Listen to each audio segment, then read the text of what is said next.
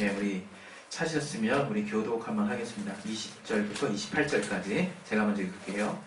그때 세베대의 아들의 어미가 그 아들들을 데리고 예수께 와서 절하며 무엇을 구하니? 예수께서 가라사대 무엇을 원하느뇨? 그런데 이 나의 두 아들을 주의하여서 나는 주의 편에 나는 주의 좌편에 앉게 하옵소서. 예수께서 대답하여 가라사대 너희 구하는 것을 너희가 알지 못하는도다. 나의 마시려는 잔을 너희가 마실 수 있느냐? 저희가 말하되 할 수 있나이다. 가라사대 너희가 과연 내 잔을 마시려니와 내 좌우편에 앉은 것은 나의 줄 것이 아니라 내 아버지께서 누구를 위하여 예비하셨는지 그들이 얻을 것이니라. 열 제자가 듣고 그 두 형제에 대하여 분이 여기거늘 예수께서 제자들을 불러다가 가라사대 이방인의 직원들이 저희를 임의로 주관하고 그 대인들이 저희에게 권세를 부리는 줄 너희가 알거니와. 너희 중에는 그렇지 아니하니 너희 중에 누구든지 크고자 하는 자는 너희를 섬기는 자가 되고 너희 중에 누구든지 으뜸이 되고자 하는 자는 너희 종이 되어야 하리라. 인자가 온 것은 섬김을 받으려 함이 아니라 도리어 섬기려 하고 자기 목숨을 많은 사람의 대속물로 주려 함이니라. 아멘. 예, 우리 시간에 각자가 하나님 앞에 이 말씀을 통해서 하나님이 내 심령에 내 영혼에 말씀이 새겨질 수 있도록 깨닫게 해달라고, 여러분의 심령에 옥토가 될 수 있도록 하나님 붙들어 달라고 자신의 심령으로 그 시간 예수여 한 번씩 기도하겠습니다. 예수여! 하나님 아버지, 우리 모든 자들에게 하나님의 말씀 들려올 수 있도록 도와주시옵소서. 하나님 말씀 은혜 가운데 참 우리가 들을 수 있도록 역사해 주시옵소서. 깨닫게 하여 주시옵소서. 주님이 정말 알게 하시는 귀한 은혜가 우리 안에 넘칠 수 있도록 아버지 도와주시옵소서. 깨닫게 주시옵소서. 내게 말씀의 지혜와 지식과 능력 주시옵소서. 같은 성령으로 감동되게 도와주시옵소서. 예수 이름으로 기도했습니다. 아멘. 우리 하나님은 오직 섬김을 받으시는 분이십니다. 여러분 그 생각하면 굉장히 기뻐해야 되지 않나 싶어요. 여러분이 이 땅에서는 비록 여러분의 상사와 많은 분들을 정말 여러분이 생각할 수 있지만 오직 성경이 말하는 진리는 오직 하나님만이 섬김을 받으시는 분이라는 거예요. 그래서 우리가 믿음으로 돌아갔을 때, 우리가 신앙생활 할 때만큼은 참 이렇게 뭔가 좀 담대하고 좀 시원하게 정리되는 그런 영적인 어떤 카타르시스가 있어야 되지 않을까, 그런 생각을 제가 해봅니다. 이게 뭐 그렇게 크게 카타르시스냐? 한번 잘 생각해 보세요. 우리가 세상 살면서 인간관계를 따져보면서 위냐 아래냐 얼마나 복잡하게 따지면서 삽니까? 또 우리가 조금 위익이 됐고 조금 밑에 된 것 때문에 얼마나 우리가 열받으면서 살아요. 너무 복잡하잖아요. 우리가 사는 세상이 너무 이해관계에 둘러싸여 있고 정말 볼 게 너무 많아요. 그래서 빼앗기는 것도 많다 이게. 부지 중에 놓치는 것도 엄청나게 많다 이게. 그러나 성경이 말하는 진리는 오직 하나님만이 섬김 받으시는 분이라는 거예요. 오직 하나님만을 우리가 분명하게 섬기면 된다 말씀하시는 거예요. 그것이 여러분의 속을 아주 시원하게 뻥 뚫고 늘 하루하루를 살 수 있는 원동력이 되시기를 예수 이름으로 축원드립니다. 할렐루야. 아멘. 이 하나님은 오직 섬김을 받으시는 하나님이시기 때문에 예수께서 성령의 몰아내심으로 인해서 마귀의 시험을 받으실 때에도 마태복음 4장 10절에 사단아 내 뒤로 물러가라, 사단아 물러가라 말씀하시면서 오직 하나님 한 분만을 섬길 것에 대해서 명확하게 말씀해 주십니다. 그게 신앙인 거거든요. 오직 하나님 한 분만을 섬기는 것. 그런데 오늘 우리가 같이 오늘 나눴던 이 본문을 통해서 우리가 또 하나님의 성금과 관련해서 깨닫고 알아야 될 것이 이제 있는 거예요. 그것은 무엇이냐? 오직 우리 모든 만물뿐만이 아니라 천사들조차도 자기 지위를 지키고 하나님을 섬기는 삶을 살고 또 우리 또한 하나님의 말씀을 순종함으로 하나님을 섬기는 삶을 사는 것이 하나님이 우리에게 주어진 정말 본분의 삶인데, 주님은 그러한 피조물인 우리를 향해서 엄청난 일을 하신 거예요. 엄청난 일. 바로 우리가 아는 예수 그리스도의 십자가 보혈의 사건이라 이거. 주님은 그 십자가의 보혈의 사건을, 그 일을 이루시는 과정 가운데 우리에게 아주 선명한 선명한 정말 가르침을 주셨습니다. 그것은 뭐냐? 예, 섬기는 삶이에요. 섬기는 삶. 그것은 뭔가 이렇게 마지못해서 억지로 이렇게 말을 듣는 삶도 아니고 어쩔 수 없네, 이건 내가 섬겨야 되겠네 하는 삶도 아니에요. 하나님이 피조물인 인간에게 섬겨주는 삶을 사셨다. 이 말이나 되는 얘기입니까? 이게 잘못 얘기하면 이단될 수 있어요. 근데 실상 이 복음서에 주님의 그 모습이 나타나 있다는 거예요. 그리고 어떤 분들은 이게 주님께서 제자들의 발을 씻기시는 것을 너무나 사모한 나머지 아직까지도 무슨 세족식을 하는 데가 있다고 그러는데 이건 진리는 아니죠. 거기에 담긴 의미는 섬겨주는 자가 되라는 거예요. 섬기는 자가 되라는 거죠. 과연 우리 섬김에 대해서 얼마나 잘 알고 있을까? 과연 이 섬김에 대해서 우리는 어떻게 이해하고 있을까? 이 안타까운 것은 저도 그렇고 여러분 중에 아마 여러분이 정말 항상 그렇게 생각하신다고 생각하지는 않지만 어떤 특별한 경우 그런 생각이 이렇게 압도될 때가 있죠. 사회의 어떤 사회적 지위라든가 부의 유무라든가 또는 명예의 유무라든가 또는 학식의 유무라든가 또는 이건 세상 사는 처세술 아니야? 이건 세상의 지혜야. 라는 각종 다양한 세상의 이유들로 인해서 여러분 섬김을 그 자리에다 딱 갖다 박아요. 그래서 어느 때부턴가 우리에게 섬김은요 방법이 됐어요. 어느 때부턴가 그 섬김은 중심이 빠진 어떤 기술이 되고 있어요. 기교가 되고 있고 내 마음에 과연 중심을 섞어서 할 필요까지 있을까 싶은 내용이 돼버린 부분도 사실 엄청나게 많아요. 우리는 그 섬김을 주님 안에서 다시 제자리에 돌려야 될 의무가 있는 거예요. 기독교인 하면요 누구보다 상징적으로 딱 보여지는 이미지라는 게 있는 거예요. 저도 같은 목사 그룹에 있기 때문에 목회자이기 때문에 제 얼굴에 비침받는 꼴이지만 지금 우리 많은 교회들이 왜 욕을 먹느냐, 세상의 섬김보다 더 못 섬기잖아요. 세상이 섬기는 분량과 세상이 마음을 쏟는 분량보다 엄청나게 못하죠.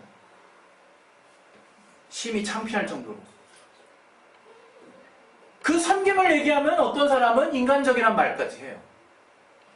제가 이 시간에 굳이 도덕의 섬김을 얘기할 지금 시간이 있겠습니까?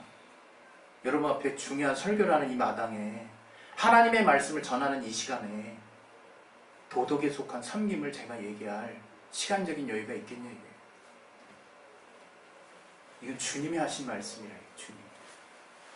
주님이 섬김에 대해서 얼마나 많이 강조하시는지 몰라요. 매 순간 그냥 전 그거밖에 안 보여요. 어떤 날은 그거 위주로 보게 됩니다. 복음서 쭉쭉쭉 넘어가면 그냥 섬겨라. 너희 중에 정말 으뜸이 되고자 하는 정말 섬기는 자가 되라. 너희 중에 정말 저 위가 되고 싶으니 종이 되라. 주님이 보여주신 겸손과 순종의 본. 성경은 어디를 뒤돌아보나 주님이 사셨던 그 삶의 본은 섬김과 배려였다. 우리가 섬김을 너무 많이 오해하고 있어요. 여전히 뭔가 섬김은 쥐는 것 같고 뭔가 섬김은 뺏기는 것 같고 뭔가 섬김은 놓치는 것 같고 뭔가 섬김은 나 루저야. 어디서 온 개념입니까 그게? 어디서 온 개념이냐 이거. 세상은요 예수님의 마태복음 7장 12절을 황금률이라고 표현해요. 너희가 대접받고자 하느냐? 그대로 대접해라. 그걸 세상의 처세술로 활용한다 이거. 야, 내가 잘 되려면 저들 밑에 있어야 돼. 그러면 내가 높아져. 이렇게 된다 이게. 그렇게 활용을 해요. 많은 사람들이 그걸 거의 불변의 진리처럼 세상에서 막 그냥 떠들고 다니죠. 그러나 그 주님의 말씀이 단지 처세술이냐 이게. 세상을 사는 지혜인 거냐 이게. 주소 잘못 잡았다 이게 우리가. 주소 잘못 밟았다 이게 우리가. 섬기는 것은 진리예요, 진리. 주님이 하신 말씀이 뭡니까? 우린 주께서 하신 말씀을 진리라고 하는 거예요. 아버지에게서 나오는 말씀을 진리라고 말한다. 이게. 요한복음 17장 17절에 아버지의 말씀은 진리입니다. 예수께서 하셨던 삶의 모든 모습은 아버지의 말씀대로 순종하셨던 삶이라. 이게. 그걸 우리는 진리라고 얘기하는 거예요. 진리를 순종한다고요? 진리로 자유한다고요? 그게 뭔지 알아야 자유하지. 그건 예수의 말씀을 그 어떠한 것보다 최우선에 두는 삶을 말하는 거예요. 여러분, 오늘 저도 잘 안 되지만 이 섬김에 대해서 좀 더 우리가 깊이 이 섬김에 대해서 분명하게 좀 정리를 좀 했으면 좋겠어요. 이제 더 이상 여러분에게 있어서 섬김은 뭔가 마지못해서 하는 것이 아니오. 또 내가 세상을 살아나가려면 내가 반드시 갖춰야 되는 세상을 사는 지혜요 처세출이라고 생각하지 마시기 바랍니다. 그건 그런 게 아니에요. 이 섬기는 것은 주님 말씀이 하신 진리고 이 섬김은 생명을 주는 거예요. 생명을 주는 거예요. 여러분이 한번 제대로 한번 섬겨본 그 여러분의 삶의 지난 날들을 돌아보세요. 어떤 일이 뒤에 일어났는지. 여러분들이 나를 부인하고 정말 섬겨봤을 때 여러분의 관계 가운데, 여러분의 일들 가운데 어떤 일들이 일어나는지 한번 떠올려 보시라는 거예요. 예수 안에서. 신기하지 않습니까? 우리 정말 맞짱 떠서 이기고 싶잖아요. 우리 모두가. 저만 그런가? 나는 목회자인데도 이기고 싶더라고. 왜 운전할 때 그런 마음이 들어? 그러면 위험하잖아요. 운전할 때 난 레이싱하고 있어. 이 아버지가 사준 차 뭐 그렇게 잘났다고 내 것도 아니면서 그거 가지고 위험스러운 생각이 드는지. 네? 정말 위험하죠? 이거 위험한 것뿐만이 아니라 여러분 이제 그 생각을 우리가 한번 다시금 한번 차근차근 생각해 보자는 거예요. 과연 이것이 어디서부터 말미암은 것이냐? 오직 하나님만이 섬김받기 원하신다는 거 여러분 머리에 꽉 박으세요. 모세가 이스라엘 백성을 도대체 뭔 이유로 내가 애국왕에게 정말 나가야 된다고 얘기해야 됩니까? 얘기하셨을 때, 물어봤을 때 하나님께서 내 백성을 저 광야, 저 산에서 정말 예배하게, 섬기게 하기 위해서 나와야 된다라고 그렇게 말하라고 그랬어요. 그거 믿습니까, 여러분? 핑계라고 느껴집니까? 아, 이스라엘 백성을 나가게 해서 뭔가 어떤 뜻을 이루기 위해서 하나님이 저들을 부르시는데 주님이 땜 방식으로 그렇게 변명하라고 지금 시키시는구나. 우리가 그렇게 받았어요? 아니요. 우리 출애굽기 한번 보겠습니다. 3장 12절.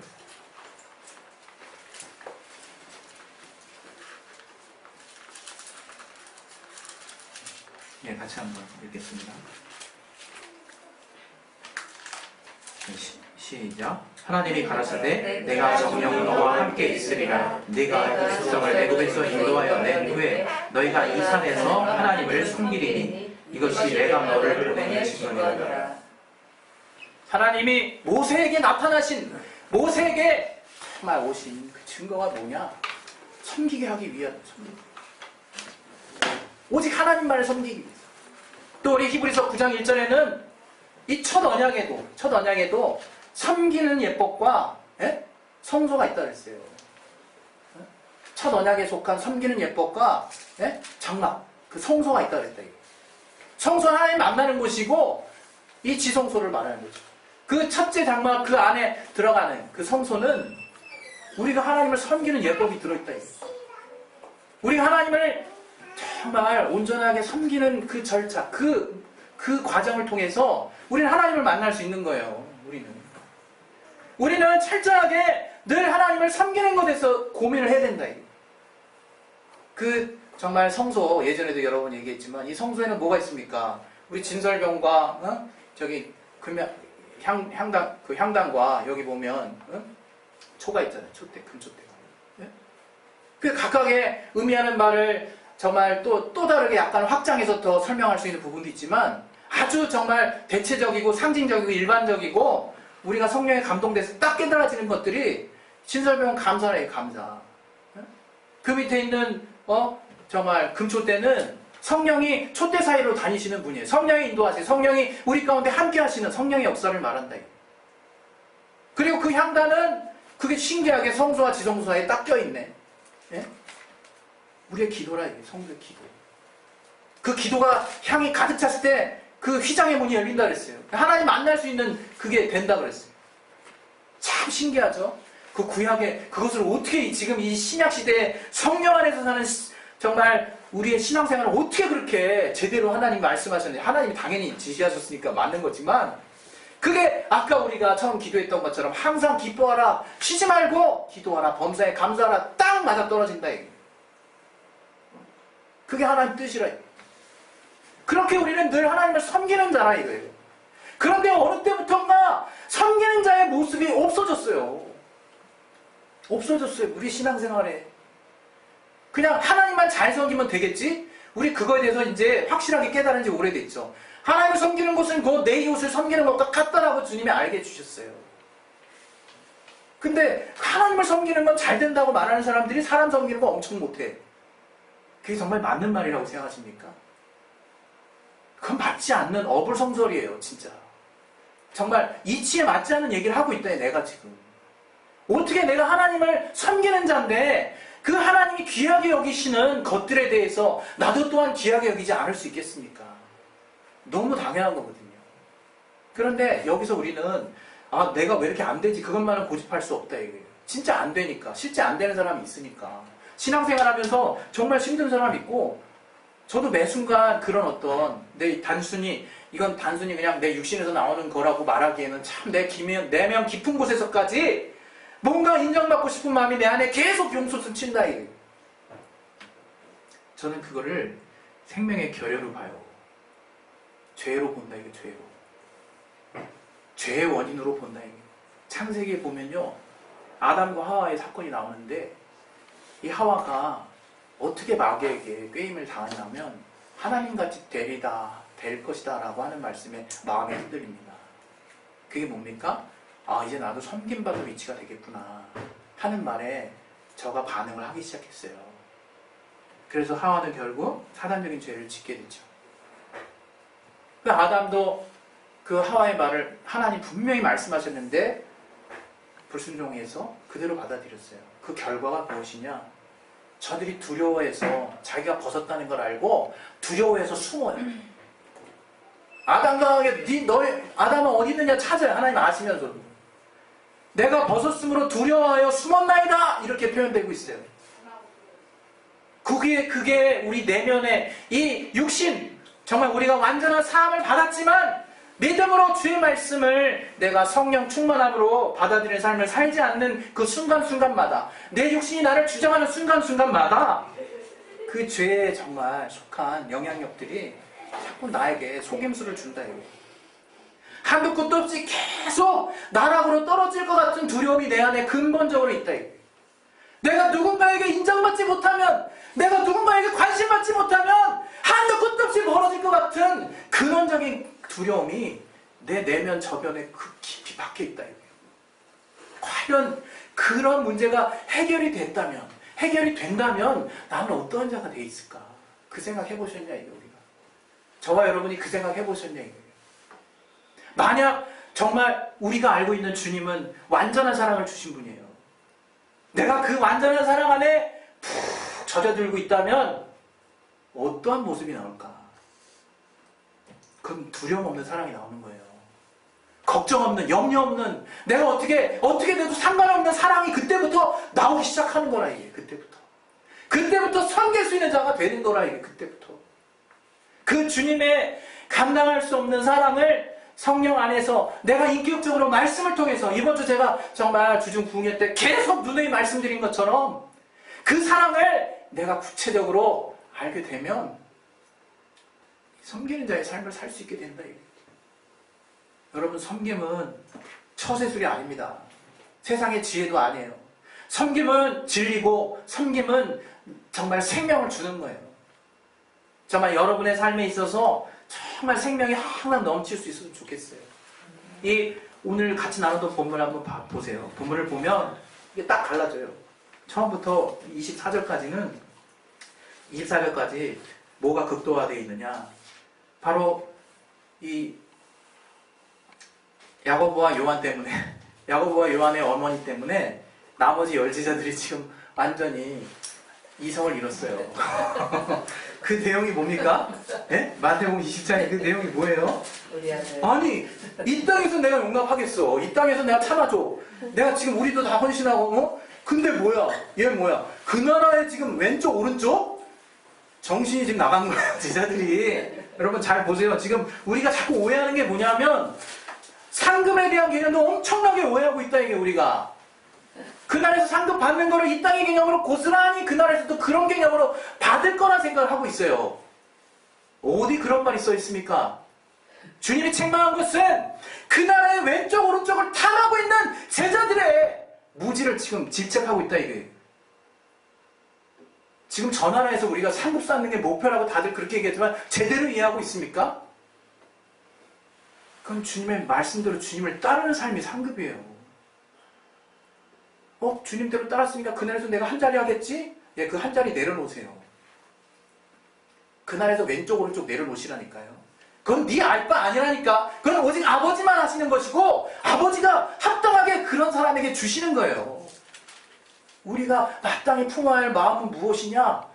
섬기는 자의 삶을 사는 거예요. 이 땅에서든 저 하늘에서든 동일해요. 여러분 자꾸 우리가 오해한다고. 이 땅에서 뭐 제대로 내가 정말 못 먹고 못 입고 하니까 저에서 떵떵거리며 살겠지. 그게 무슨 믿음이라고 얘기하고 있습니까? 물론 우린 저 하늘에서 감당할 수 없는 영광을 볼 거예요. 정말 다 보석으로 휘장돼 있잖아요. 성벽, 성전, 문짝, 예?